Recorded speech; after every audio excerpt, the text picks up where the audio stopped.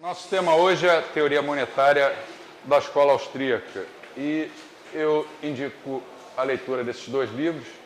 O livro mais famoso do Mises, de 1912, ano que vem estamos pensando em fazer uma comemoração dos 100 anos da Theorie des Geldes und der Umlaufsmittel, que significa, se é que eu pronunciei o alemão corretamente, o que eu acho muito difícil, significa a teoria do meio circulante e do crédito.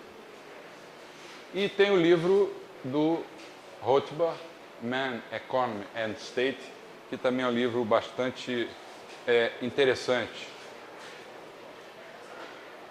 O Rothbard coloca em diversos escritos dele que a teoria monetária austríaca virtualmente começa e termina, olha que afirmação forte, com a monumental obra,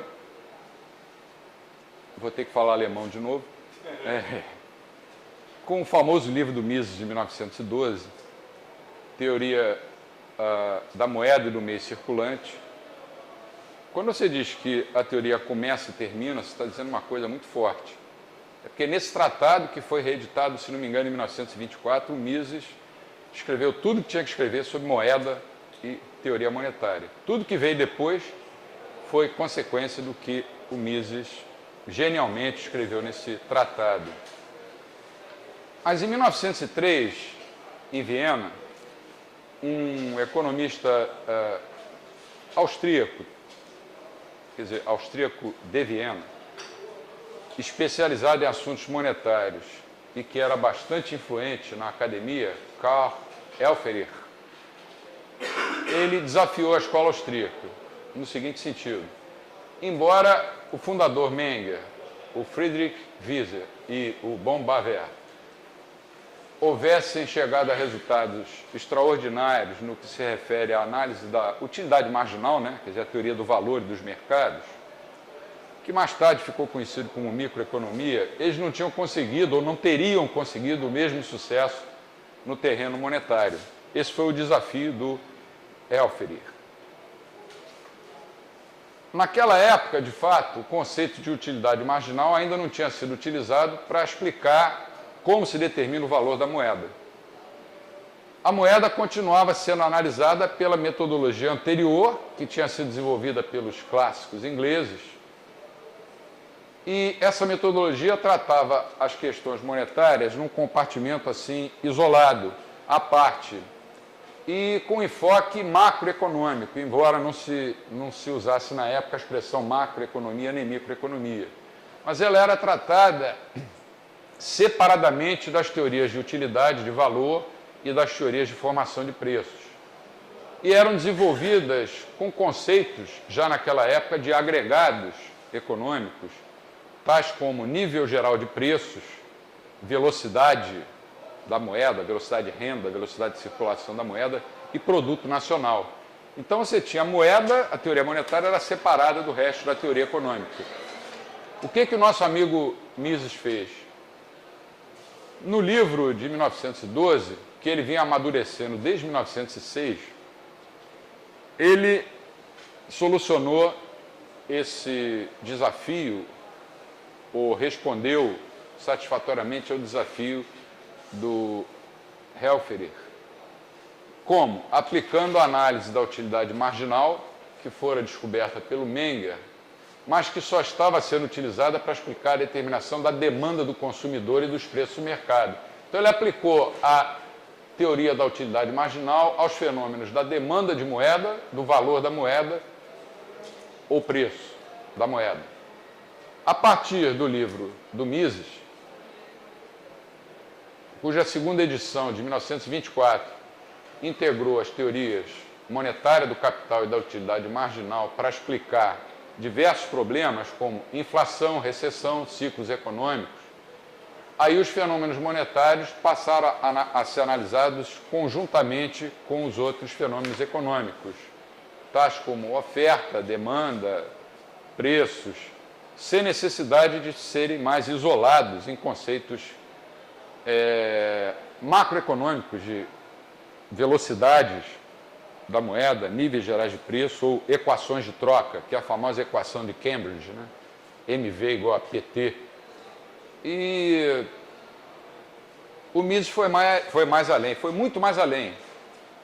A contribuição do Mises para a teoria econômica, não só para a teoria econômica austríaca, ela é simplesmente fantástica em todos os campos em que ele escreveu.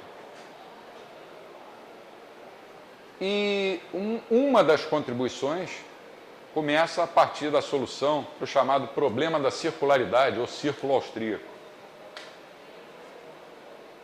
O Mises demonstrou de que a moeda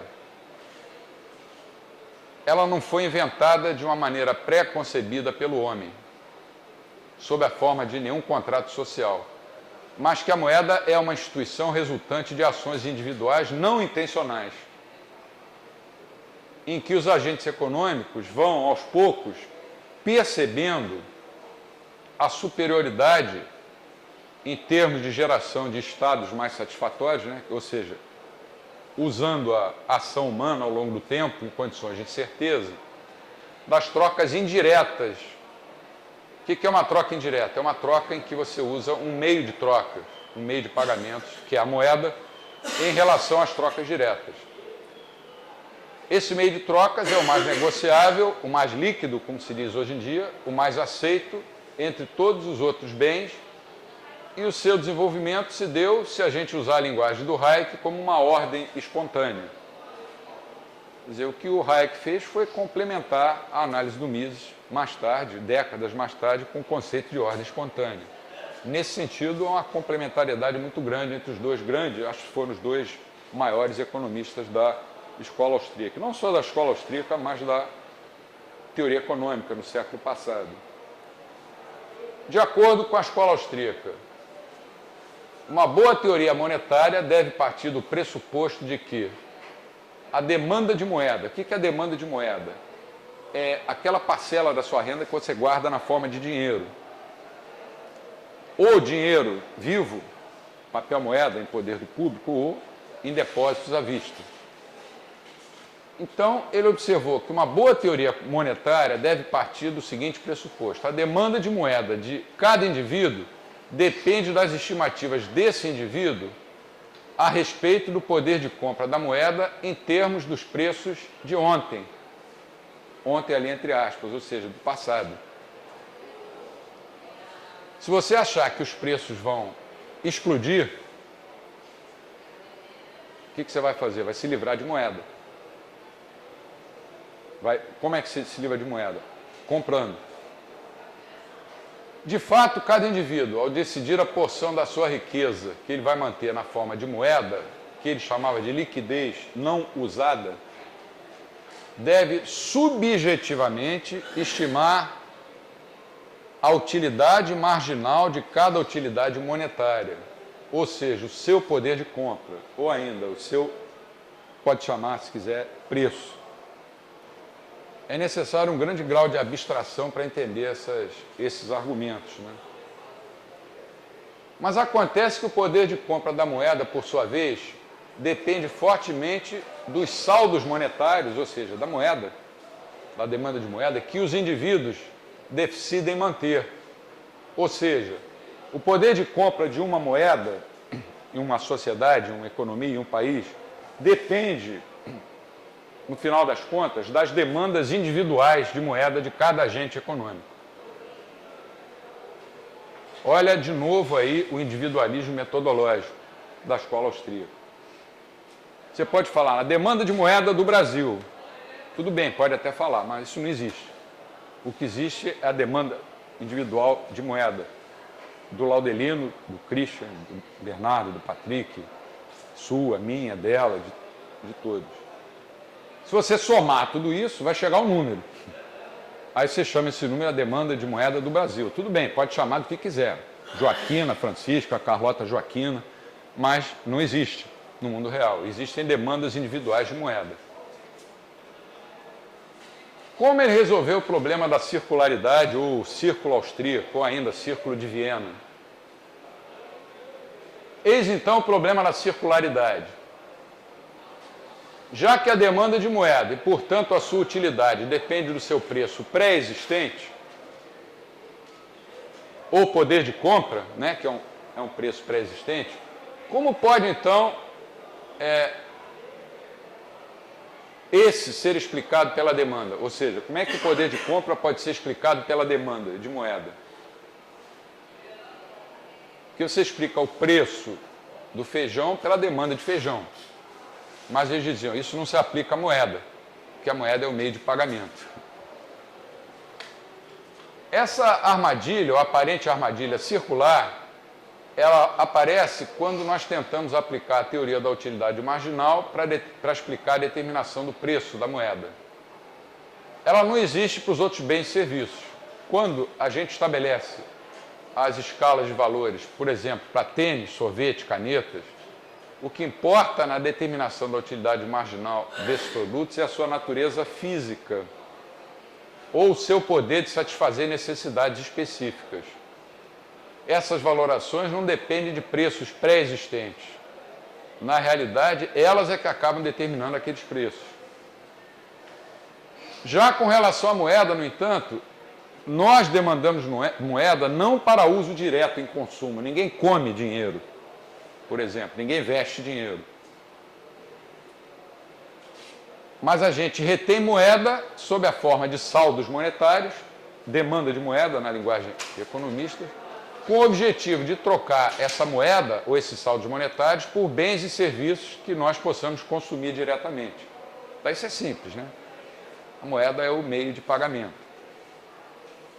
Em outras palavras, não utilizamos moeda pelo fato dela ser consumida, mas sim porque ela tem um valor prévio de troca, já que ela será permutada com outros bens. A moeda é demandada, portanto, porque possui um poder de compra pré-existente. Sua utilidade não apenas é independente de seu preço de mercado, mas deriva também do fato de que ela, moeda, tem um preço ou poder de compra em termos dos demais bens e serviços. Quando você fala em preço da moeda, você está subentendendo poder de compra, né? Numa linguagem técnica, as utilidades de cada unidade monetária relativamente aos outros bens, as utilidades de cada unidade monetária relativamente aos outros bens, determinam as demandas individuais de saldos monetários, ou seja, de dinheiro, de moeda. Isso é, qual parcela da riqueza vai ser mantida na forma de moeda relativamente àquela parcela da riqueza que vai ser gasta. Ou gasta ou investida, né? Consumida, investida. Mises, aplicando a lei da utilidade marginal, que é ordinal, né? Não é cardinal, ou seja, subjetiva, decrescente, e considerando que o uso da moeda existe para fazer frente a futuras trocas, ele chegou implicitamente, coloquei entre parênteses, a uma curva, entre aspas. Ele não faz curva, mas ele chegou implicitamente, quer dizer, verbalmente, a uma curva de demanda de moeda que é decrescente em relação ao poder de compra de cada unidade monetária.